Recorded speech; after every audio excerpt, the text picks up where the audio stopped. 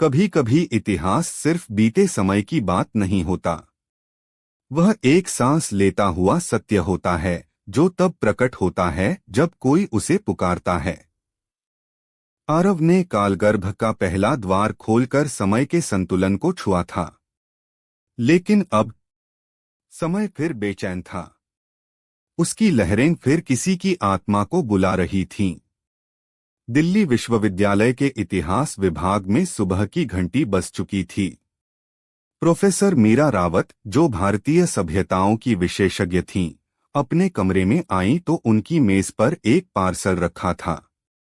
कोई नाम नहीं, बस एक शब्द, आरव। मीरा ने पार्सल खोला। अंदर एक धातु का चक्र था, वही जो धोलगढ़ की तस्वीरों में उन्होंने कभी देखा था। साथ ही एक छोटा सा कागज। दूसरा द्वार जाग गया है। यदि मैं न लौटा तो सत्य को पूर्ण करो। मीरा की सांस अटक गई। आरव वही छात्र जो साल भर पहले बिना किसी सुराग के गायब हो गया था। मीरा ने पुरातत्व विभाग के अपने सहयोगी डॉक्टर वर्मा से संपर्क किया।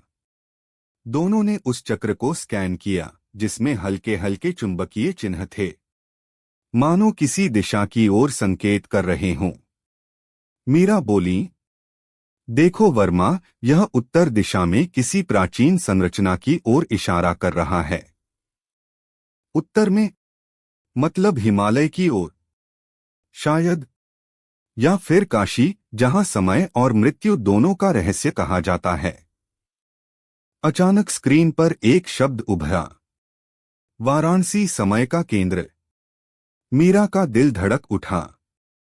क्या यह संभव था कि कालगर्भ का दूसरा द्वार वाराणसी में छिपा हो? कुछ ही दिनों में मीरा काशी पहुंची। गंगा के किनारे की सुबह, शंख की आवाज, धूप की सुनहरी लकीरें। लेकिन इस शांति के नीचे एक अनकहा डर था। दशाश्वमेध घाट के पीछे, एक पुरानी गलियों में, एक पुजारी से मुलाकात हुई। उसका नाम था त्र्यंबक।